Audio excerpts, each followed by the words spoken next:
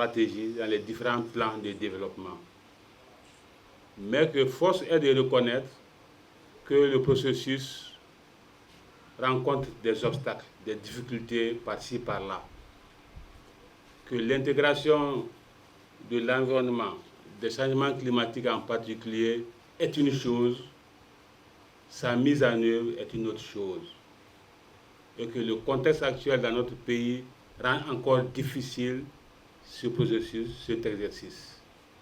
Aujourd'hui, nous allons évoquer ces différents points avec vous dans cette salle pour vous édifier, mais aussi pour comprendre vos points de vue là-dessus, afin de permettre au SECO-ONG, au ministère de l'Environnement, de progresser dans cette démarche.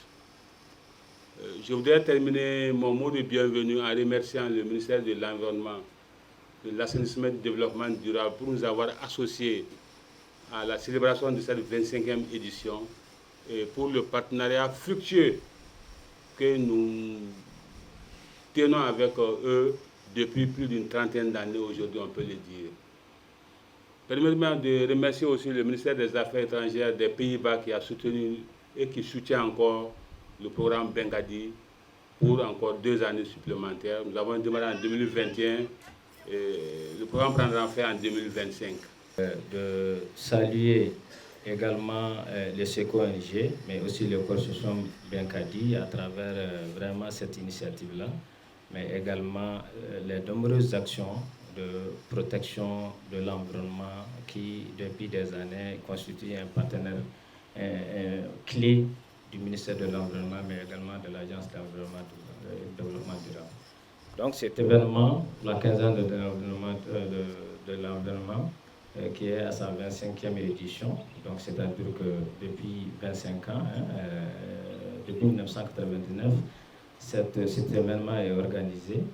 Donc c'est vraiment un événement phare pour le ministère de l'Environnement, mais également de l'AIDD, qui a un caractère national, qui a été délocalisé depuis en 2014 à Ségou pour la première fois, sous la houlette du ministre de l'Environnement à l'époque, Abdoulaye Idrissa Maïga.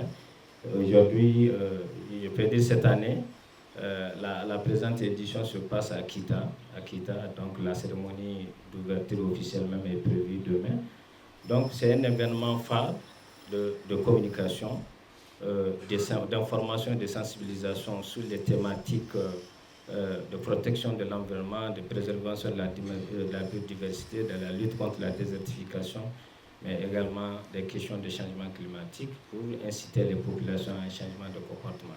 Mais l'autorisation nous a été donnée de vouloir soutenir le SECO-ONG qui est un partenaire stratégique du ministère de l'Environnement, de l'Assainissement et du Développement durable, mais qui est en même temps un des membres influents du conseil d'administration de l'AIDD. Comme vous le savez, chers amis, mesdames et messieurs, la thématique intégration des changements climatiques dans les PDC n'est pas une nouvelle chose.